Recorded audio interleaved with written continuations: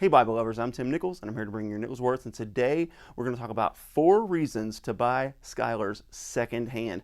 Now there are some risks involved in secondhand, and one thing that I advise you to do is when you do trades or when you do sales, make sure that the person is involved in a trusted Bible group. Make sure there's someone that's well known that has a history of good transactions. When you use PayPal, make sure you use goods and services or Venmo or something where your purchase is protected.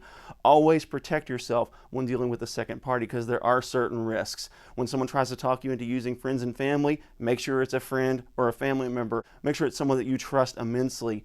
I just highly advise against using friends and family when doing any kind of transaction. Always use goods and services, and if they have an issue with it, then go ahead and pay the 3.5% fee. It's not that much anyhow. Reason number 1 to buy a Schuyler secondhand is because a person has seen the Bible, and a person that cares. Generally speaking, it's a person that cares about their reputation. They don't want their reputation in the Bible groups ruined, so they are going to be honest with you about any flaws or any problems in the Bible. Sometimes when you buy a Bible from, say, Evangelical Bible or from a high-end Bible seller, they are just going to show you a stock photo.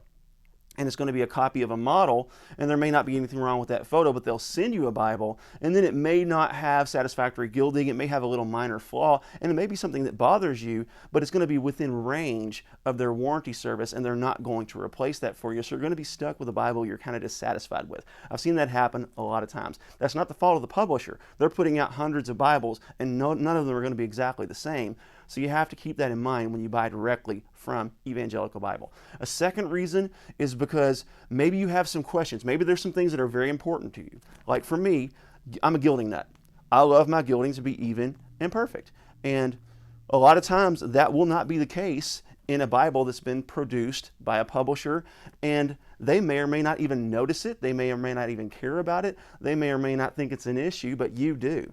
So this is a way for you to be able to ask specific questions, get specific pictures, and say, hey, can I have a closer shot of the gilding? Hey, that spine looks off center. Can I get a look at that? For example, this is the ESV Traveris, and they are well known for having that kind of weird line in the spine where they put in that Oxford hollow. That bothered a lot of people. Now, it doesn't particularly bother me because I know that over time it will work out. But that's something that can be disclosed. That's something you can get good images of. Hey, zoom in on that spine. It looks like some of that gilding's worn off. Or zoom in on that hub. It looks like it's a little crooked. Or hey, check out the Jerusalem cross, because on all their full yap Jerusalem crosses, they're going to appear to be off center because they don't account for that yap. So those are things that you can ask a person that is looking at the specific Bible that you're going to buy. A third reason is because you can actually trade something that you have. Evangelical Bible, they're not interested in your trades. They want your money. To where a person may say, hey, you know, you've got that Omega? Yeah, I'll trade that even swap for my ESV Quintel. And then you're not out any money, and you've got a Bible that you may actually use, because maybe you don't use that ESV Omega. Maybe you don't use that Heritage. Maybe it's sitting on a shelf collecting dust, but you will love to have a Traveris or a Quintel or an NASB or whatever. And Schuyler or Allen or one of these high-end producers may actually have that for you. So it's a great way. Another thing is, here is a nice example. I have an ESV Quintel. And this ESV Quintel, I bought it. It's kind of in used condition. It's not perfect. And it's got some like watermarks on the gilding here.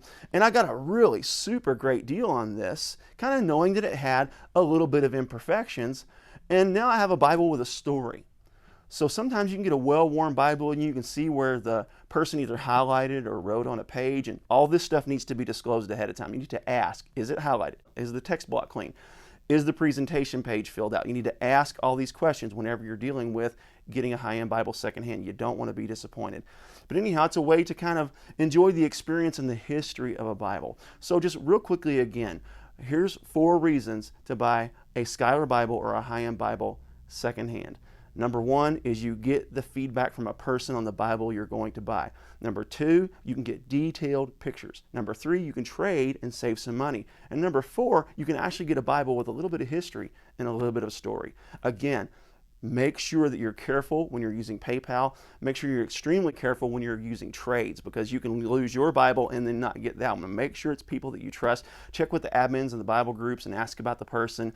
Make sure that you're safe. But I'm telling you, I have traded for all these Schuylers. I've never bought any brand new, and I have been happy with each trade because I kind of know how to do it. If you have any questions, feel free to ask me. Anyhow, there you have it. Keep calm. Jesus on. This is your Nichols Worth.